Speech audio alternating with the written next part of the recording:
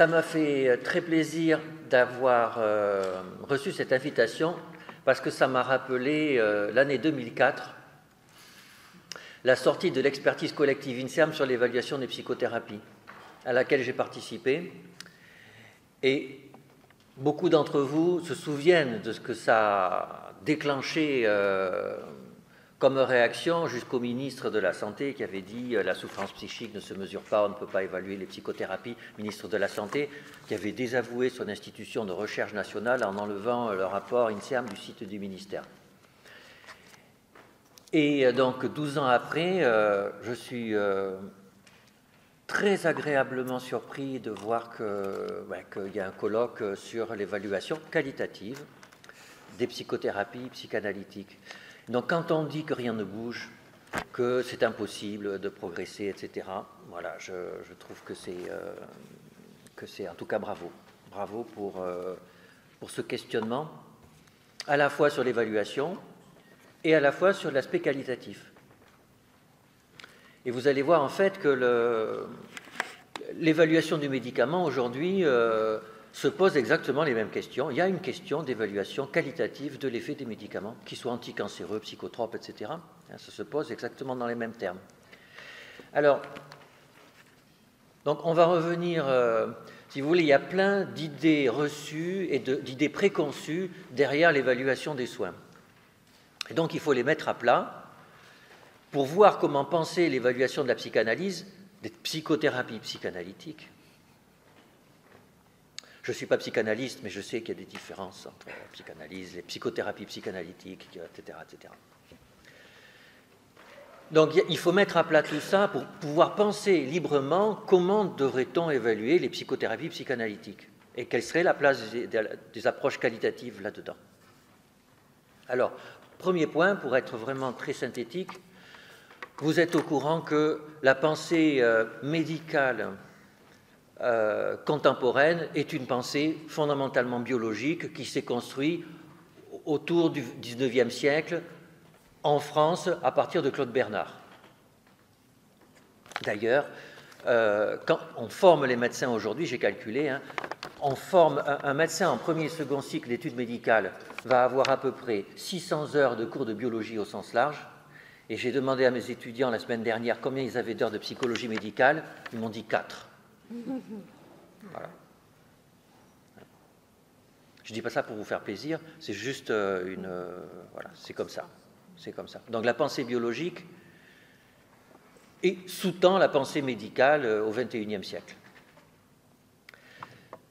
Et je ne dis pas que c'est mal, parce que pour se faire soigner d'un infarctus du myocarde en phase aiguë, c'est sûr que la biologie c'est important. Mais forcément, ça va avoir des répercussions en termes de représentation théorique. Et donc, voyons ce que dit Claude Bernard sur l'évaluation des médicaments. Il dit « Il y a évidemment quelque chose qui explique la mort du malade qui a succombé et qui ne s'est pas rencontré chez le malade qui a guéri. C'est ce quelque chose qu'il faut déterminer et alors on pourra agir sur ces phénomènes. » Vous voyez, il y a évidemment quelque chose qui explique la cause de la mort. Donc on cherche la cause de la mort du malade qui a succombé, en opposition à ce qui fait que le malade qui a guéri n'a pas succombé. Et alors on le détermine, c'est déterministe, et alors on agit dessus. Et c'est ça qui, en fait, c'est très fort ça dans la pensée médicale. Et ça a un corollaire que l'on n'imagine pas du tout, c'est que dans la tête de Claude Bernard, il n'y a pas à évaluer les soins. Puisqu'en fait, si on trouve la cause qui fait que le patient meurt et que l'on agit sur la cause, alors on empêche la mort, il n'y a pas besoin d'évaluer. C'est un syllogisme. Et d'ailleurs, il dit, juste après ça, il dit, ce n'est pas la statistique qui nous y aidera. Jamais la statistique ne pourra rien. Donc il est anti-statistique. Il est anti-statistique, il est anti-évaluation en fait. Et parce qu'il a une pensée théorique très forte qu'il postule déterministe, qui lui permet de dire qu'un soin va être efficace ou pas. Eh bien, vous voyez, je pense que c'est exactement la même chose qui s'est passée à une certaine époque avec la psychanalyse. Exactement pour les mêmes raisons, je pense qu'il y a eu une pensée théorique très forte qui a fait que, eh bien, j'ai un sujet qui vient me voir, donc pas forcément un patient, on est bien d'accord. Un être humain vient me voir pour une prise en charge psychothérapeutique. Je le vois, mon support théorique me permet de dire qu'il est comme ça. Je fais un soin, pour le dire vite, je déplie sa névrose. Et puis voilà, alors bien sûr, le psychanalyste ne va pas s'intéresser à la mort des gens, encore que, mais ce n'est pas l'objectif premier d'une psychothérapie psychanalytique. Et donc vous voyez, quand on dit que la question de l'évaluation des psychothérapies psychanalytiques, ça n'a rien à voir avec ce qui se passe dans le monde de la médecine, en fait, c'est pas si évident du tout. Donc, et il y a toujours aujourd'hui, vous voyez, toujours aujourd'hui, une partie des collègues qui ont ça, quelque part, de collègues médecins, somaticiens, qui ont ça en tête, c'est finalement, on n'a pas besoin des statistiques pour évaluer les soins. Et on voit ça avec les biothérapies en cancer aujourd'hui. Finalement, si on voit la tumeur, on connaît la mutation, j'ai un anticorps qui va sur la mutation, ça sauve le patient. Et quand on leur dit, et j'ai vu ça pas plus tard qu'il y a 3 semaines, un nouvel anticancéreux dans le cancer du poumon métastasé, un anticorps monoclonal qui se fixe sur un récepteur. Les données proposées par la firme sont un essai sans bras contrôle, donc non randomisé puisqu'il n'y a pas de bras contrôle, avec des données sur la croissance tumorale. Et ils ont eu une autorisation de mise sur le marché, rien que sur des bases théoriques. Et au moment où ils nous demandent, mais alors quel prix on va pouvoir avoir, on leur dit 0, parce que vous n'avez pas prouvé l'efficacité de votre produit. Mais si, ça marche. Ça marche. Bon, écoutez, ça marche, c'est des anticorps qui marchent sur une croissance tumorale. Ça ne me dit pas ce que ça va faire aux patients qui vont recevoir le produit. Donc vous voyez, il y a aujourd'hui, à cause d'arguments théoriques forts, une tension dans le monde de l'évaluation, que ce soit de la psychanalyse, que ce soit du médicament. Et tout ça pour des raisons théoriques sous-jacentes. Alors, donc la pensée bernardienne est très forte en médecine, mais elle a pris un gros coup sur la tête au milieu du XXe siècle, quand on s'est rendu compte quand même que, bien entendu, le déterminisme que pensait Claude Bernard ne marche pas. On ne peut pas, au XXIe siècle, il y a encore de l'aléa en médecine, et il y en a beaucoup. C'est-à-dire qu'à patient, vous avez 2 patients avec la même pathologie, les mêmes caractéristiques, et tout le monde sait qu'un patient va pouvoir guérir avec le traitement A et l'autre patient ne guérira pas. Voilà. On appelle ça l'aléa thérapeutique. Donc il n'y a pas de déterminisme aujourd'hui en médecine. Donc du coup, le vœu de Claude Bernard ne peut pas se réaliser. Et donc il y a eu, et là on est à peu près à la Seconde Guerre mondiale, où on réalise vraiment ça, et donc après la Seconde Guerre mondiale, il y a un changement de paradigme, on peut appeler ça comme ça, avec l'émergence de l'evidence-based medicine qui n'a rien à voir du tout avec la pensée bernardienne. Rien à voir du tout. L'evidence-based medicine, c'est fondamentalement, il faut voir comment était la médecine à l'époque. La médecine à l'époque, le soin, qu'est-ce qui faisait qu'un soin était bon? C'était quand le patron disait qu'il était bon. C'était la position mandarinale.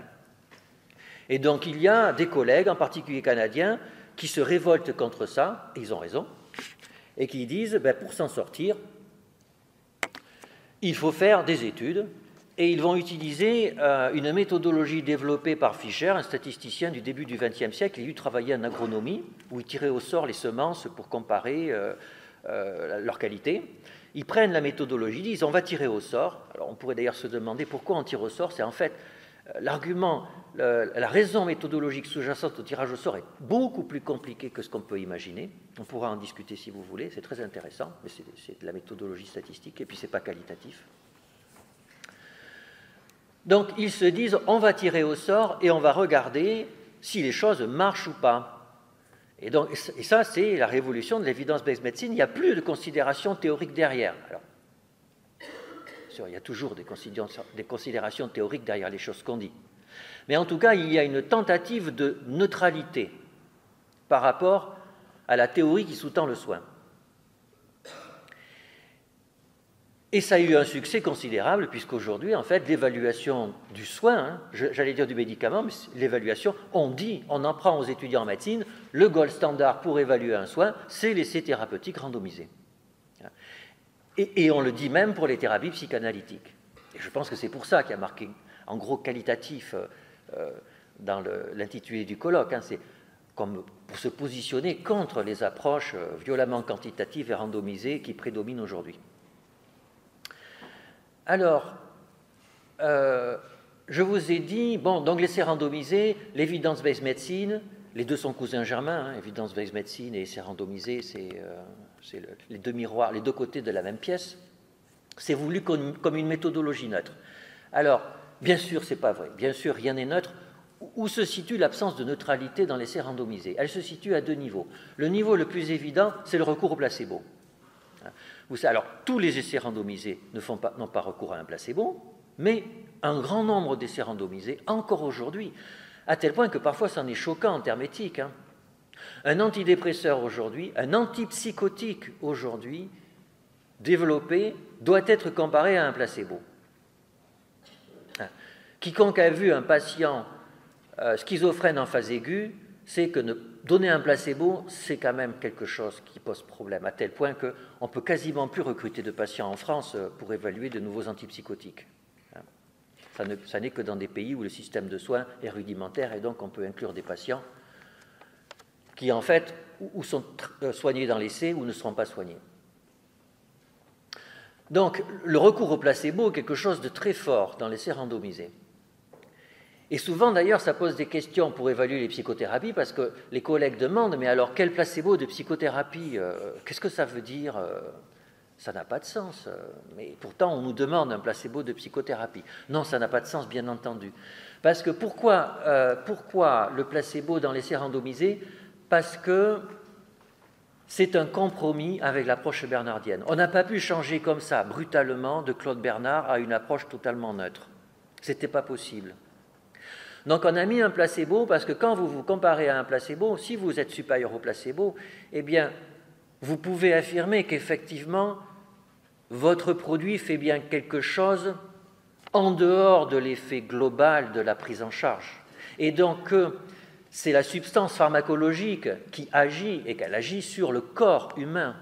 Vous voyez, la comparaison par rapport au placebo permet de retrouver ces marques par rapport à Claude Bernard. Alors, ça n'est plus déterministe, c'est probabiliste, mais on retrouve l'action sur le corps, l'action sur la biologie, puisque c'est ça. Montrer qu'on est supérieur au placebo montre qu'on a une action biologique, pharmacologique, on dit.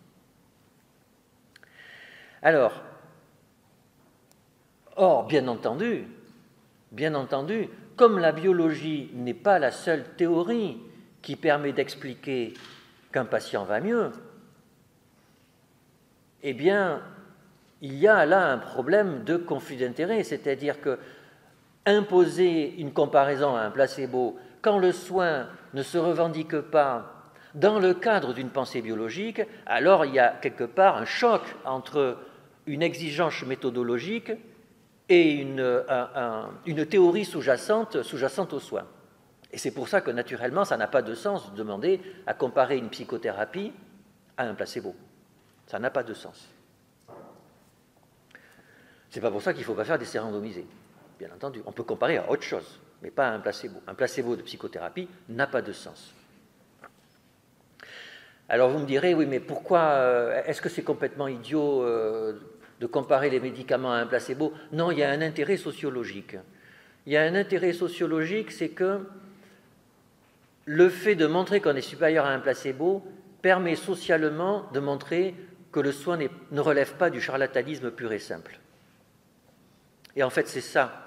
Quelque part, l'évaluation des soins aujourd'hui, on dit souvent que c'est évaluer un rapport bénéfice-risque. D'ailleurs, c'est ce qu'on dit, on donne une autorisation de mise sur le marché d'un médicament quand le rapport bénéfice-risque est positif. Ça n'est tout simplement pas vrai.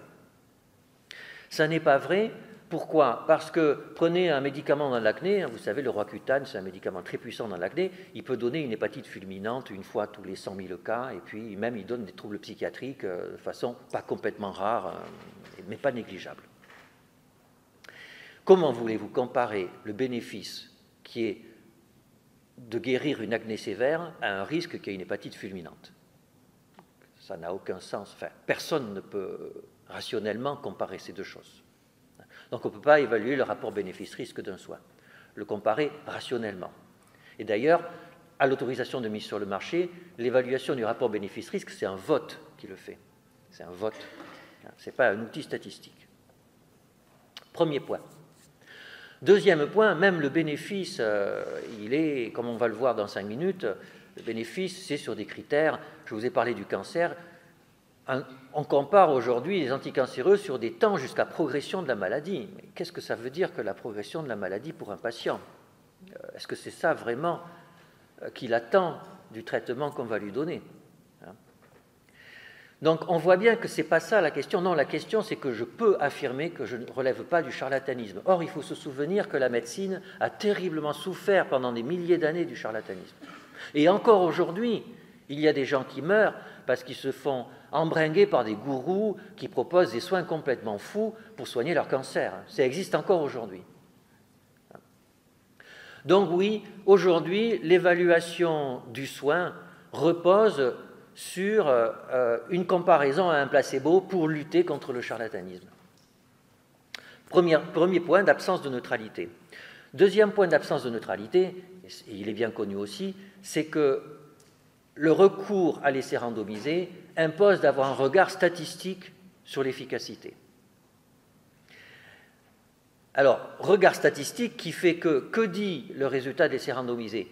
Il dit que le médicament A est plus efficace que le médicament B sur un sujet moyen qui n'existe pas dans la vraie vie. Donc, c'est quelque part, c'est très curieux en termes de pensée inférentielle. J'arrive à démontrer formellement quelque chose pour un sujet qui n'existe pas. Alors c'est intéressant de dire, donc ça ne veut rien dire, donc ça ne sert à rien. Mais non, pas du tout, parce qu'on fait ça toute la vie. On fait ça dans notre vie. Certains d'entre vous ont fumé et ont décidé d'arrêter de fumer. Et c'était dur d'arrêter de fumer. Et c'était bien de fumer quelque part. Pourquoi vous avez arrêté de fumer? Parce que vous savez que ce n'est pas bon pour la santé. Ce n'est pas bon pour la santé statistiquement. Si ça se trouve, vous auriez pu continuer à fumer pendant 80 ans et ça ne vous aurait rien fait. Et il y a des gens qui fument 100 ans, ça ne leur fait rien du tout. Donc on ne sait pas, pour un sujet donné, s'il est vraiment utile qu'il arrête de fumer ou pas. Mais on sait juste que quand même, si on veut vivre longtemps, il vaut mieux pas fumer, en moyenne. On le sait, ça. Donc on arrête de fumer, même si c'est dur. Même si c'est dur. Et c'est vrai pour tout, ça. Si on veut pas être trop pauvre dans la vie, il vaut mieux pas aller dans un casino. C'est statistique. Alors vous pouvez gagner de l'argent, vous pouvez gagner au loto, mais vous allez en moyenne perdre plus d'argent qu'en gagner. Donc vous voyez, dans la vie de tous les jours, il y a des statistiques, et donc avoir des inférences sur des sujets moyens, c'est choquant en termes existentiels, c'est pas idiot en termes d'efficacité. Alors, vous me direz, oui, mais il y a un autre problème avec la statistique, c'est le nombre. C'est qu'on va réduire l'efficacité à un critère quantitatif. Et c'est vrai. C'est vrai. Alors, il peut être quantitatif ou il peut être catégoriel. Ça peut être mort ou vivant, guéri. Enfin, quelque part, c'est un peu toujours la même chose. En fait, nos critères qualitatifs sont en fait des variables quantitatives qui sont coupées en morceaux, pour être honnête. Le nombre est sous-jacent à la pensée statistique. Alors on va dire, ah oui, mais alors, les thérapies psychanalytiques, ça n'a rien à voir avec le nombre. La psychanalyse n'est pas miscible dans le nombre. Peut-être, je ne sais pas, mais en tout cas, je ne vois pas pourquoi ça serait moins miscible que la vie, que la souffrance des gens qui ont un cancer et qui ont peur de mourir. Enfin, quiconque a été au contact de patients somatiques ont vu que leurs problèmes ne se résumaient pas à leurs organes, que ce sont des sujets souffrants et que la souffrance est terriblement compliquée. Tout à l'heure, on parlait d'ambivalence par rapport aux soins. Dans une thérapie psychanalytique, il y a une ambivalence par rapport aux soins en médecine somatique, en particulier dans les maladies chroniques. L'attente d'un patient diabétique de type 2 par rapport au traitement de son diabète est très compliquée. C'est très compliqué. Et malgré tout, on résume le diabète, on résume l'efficacité du diabète à l'hémoglobine glyquée. Vous savez, là, c'est une moyenne de concentration du sucre dans le sang. Et ça pose des problèmes, hein, parce qu'on s'est... Alors, l'objectif, c'était de la faire baisser au maximum, hein, puisque la pensée bernardienne, c'est de dire que plus on a de sucre, moins c'est bon pour les artères. Ce qui est vrai, sauf que pour un sujet âgé, vous faites baisser son sucre, eh ben, il va se casser la figure à cause des crises d'hypoglycémie, il va se casser le col du fémur et il va en mourir. Donc, vous voyez, c'est pas simple non plus, hein, même dans le diabète de type 2. Hein. Tout résumé avec un nombre, c'est problématique. Mais bon, voilà, tout résumé avec des mots, c'est problématique, résumé avec des nombres, c'est problématique. On est bien obligé de parler des choses, hein, pour échanger. On peut parler des choses avec des mots, on peut parler des choses avec des nombres. En fait, les deux sont complémentaires. Vous ne pouvez pas faire de cosmologie sérieusement sans utiliser de nombres.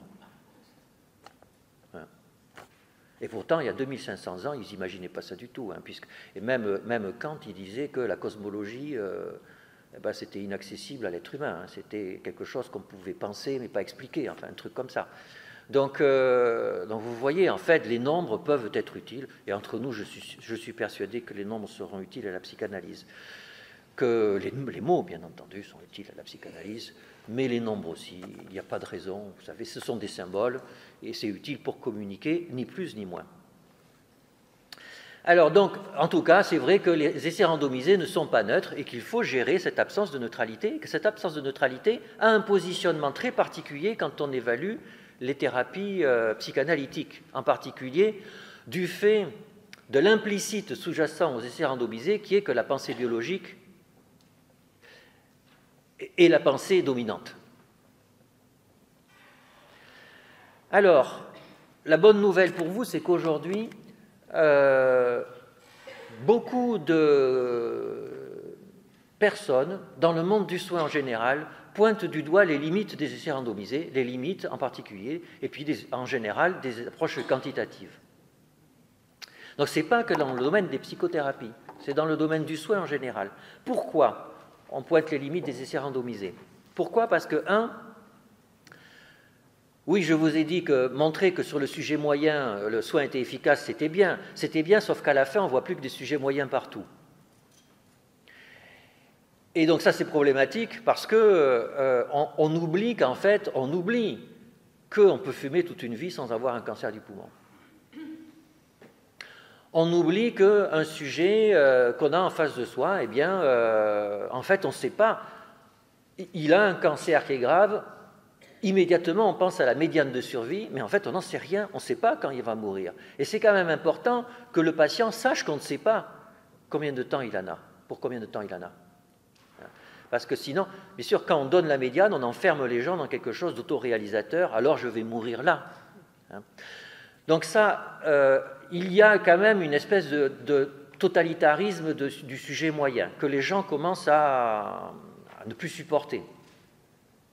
D'autant plus qu'on commence à dire qu'on va personnaliser le soin. Alors ça a été un peu un outil marketing, hein. Vous savez, médecine personnalisée, en fait, entre nous, ce n'est pas tellement personnalisé. Mais il se trouve que la médecine phénotype de façon de plus en plus fine les troubles des patients, en particulier les pathologies cancéreuses, et qu'on va adapter chaque pathologie à chaque génotypage de la tumeur. Et donc, du coup, là, on sort de la pensée statistique. Ce n'est plus un sujet moyen, puisque c'est un sujet, c'est vraiment individualisé, le soin. Et ça, c'est un avenir proche quand même. Et ça, c'est une énorme opportunité pour vous, c'est qu'en fait, vous allez vous retrouver. C'est-à-dire, le soin personnalisé va devenir la règle, alors que dans le monde de la psychiatrie et des psychothérapies, le soin personnalisé était déjà la règle depuis longtemps. Alors, deuxième problème avec les essais randomisés, c'est qu'on les évalue, mais on ne sait pas ce qu'ils font. Je vais vous donner un exemple. Demandez à des étudiants en médecine ce que ça fait que de prendre un antidépresseur. Demandez à des internes en psychiatrie ce que ça fait que de prendre un traitement antidépresseur. Vous aurez un silence. Vous aurez, ça améliore les symptômes de la dépression. Demandez à un patient ce que ça fait que de prendre un antidépresseur.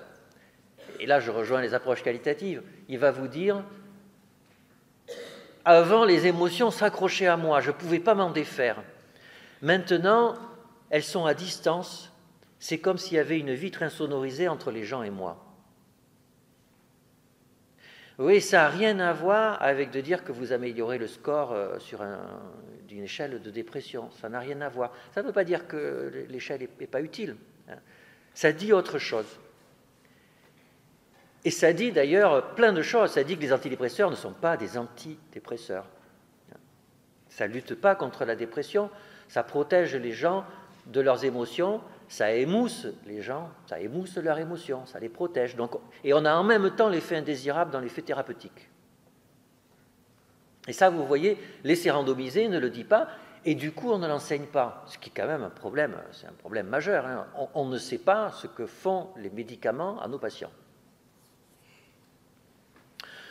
Troisième point, les essais randomisés coûtent très, très, très, très cher. Hein, j'ai déjà vu un essai randomisé. C'était un essai randomisé qui évaluait une indication d'un médicament, un anticoagulant. Le coût de l'essai était de 200 millions d'euros.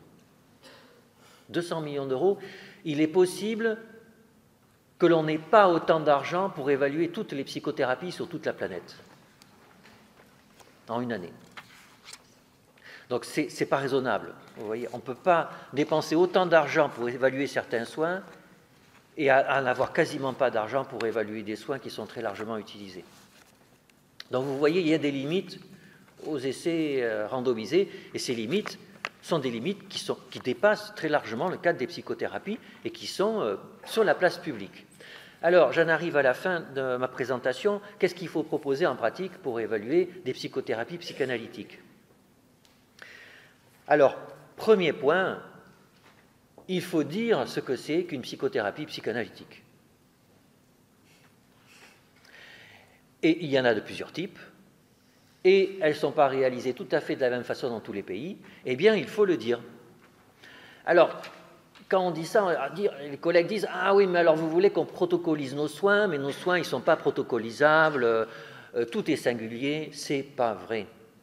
D'un côté, quand on prescrit, le médicament ne se résume pas à sa formule chimique. Le médicament, c'est aussi quelqu'un qui le donne, qui le prescrit.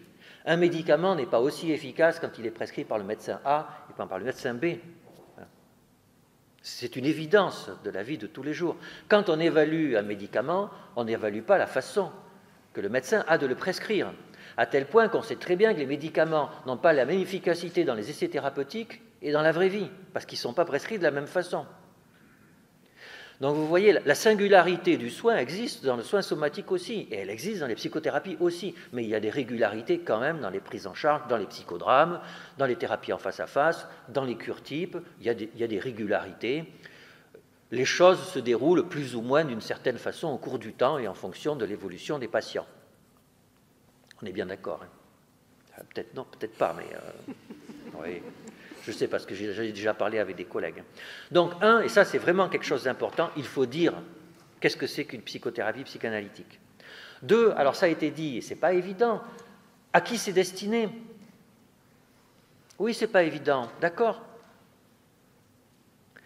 Mais c'est pareil, hein, à qui est destiné le diabète de type 2? Entre nous, vous savez, c'est pas clair qui il faut soigner. Hein. C'est pas clair. Et pourtant, c'est simple. Alors oui, c'est pour une thérapie psychanalytique, c'est encore plus compliqué, je vous l'accorde. Eh bien, il faut quand même faire un effort pour savoir à qui c'est destiné. Parce que les gens en ont besoin, tout simplement, ils ont besoin de savoir ça. Troisième point, pourquoi fait-on une thérapie psychanalytique? Quel est l'objectif? Alors vous me direz, c'est pas simple non plus. Oui, c'est pas simple non plus, mais il faut l'expliciter. Si on n'est pas capable de dire à quoi ça sert, alors quand même ça interroge. Et puis entre nous, on sait quand même un peu à quoi ça sert. Donc il faut le dire, il faut l'écrire. Donc ça c'est le premier point. Quand on évalue un soin, il faut dire ce qu'est ce soin et à quoi il est censé servir. Que ce soit un médicament ou que ce soit un non-médicament. Deuxième point, il faut expliciter la théorie sous-jacente aux soins. Alors là, vous êtes fort. Il n'y a pas de problème. Et c'est une exception.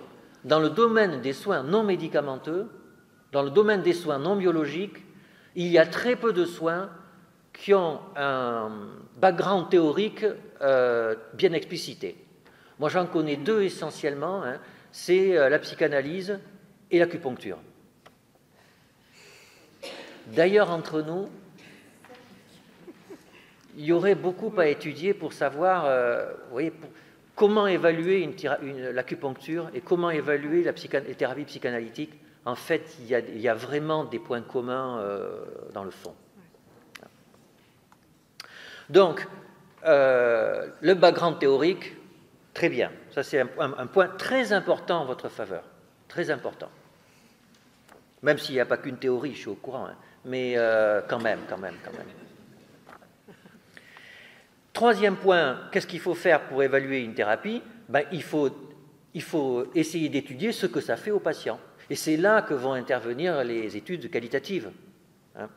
Que fait un antidépresseur? C'est une étude qualitative qui va permettre de savoir ça. Que fait une psychothérapie psychanalytique? Qu'est-ce que ça fait aux gens? Hein. On a besoin de savoir ça. Et ça, ce sont des approches qualitatives qui permettront d'apporter des éléments de réponse. Et puis, ça permettra de savoir quel pourrait être le score quantitatif approprié aux thérapies psychanalytiques utilisable dans une étude quantitative qui viendra à la fin. Parce qu'aujourd'hui, la plupart des études quantitatives réalisées pour évaluer les psychothérapies psychanalytiques utilisent comme critère des scores qui sont utilisés en dehors du champ de la psychanalyse, le plus souvent. Hein. Ce sont des échelles de symptômes, le plus souvent. Hein. Et les psychanalystes disent c'est pas juste. Et c'est vrai que c'est pas juste, puisque en fait on utilise un outil qui n'est pas adapté à l'objectif du soin. Mais donc il faut déterminer quel est l'objectif du soin psychanalytique et construire des outils. Alors ça existe déjà, il y a des outils. Daniel Vidlocher avait travaillé en ce sens, hein, des outils qui évaluent des mécanismes de défense, etc. On peut discuter, est-ce que c'est bien, est-ce que c'est pas bien, mais on peut le faire, et les études qualitatives permettront de préparer ce travail. Et puis, bien sûr, j'allais dire à la fin, c'est pas forcément à la fin, en parallèle, à côté, en plus, il y a à faire des études quantitatives, parce que c'est sociologiquement indispensable. Hein. Le nombre est dans notre société, donc on n'a pas à être anti-nombre.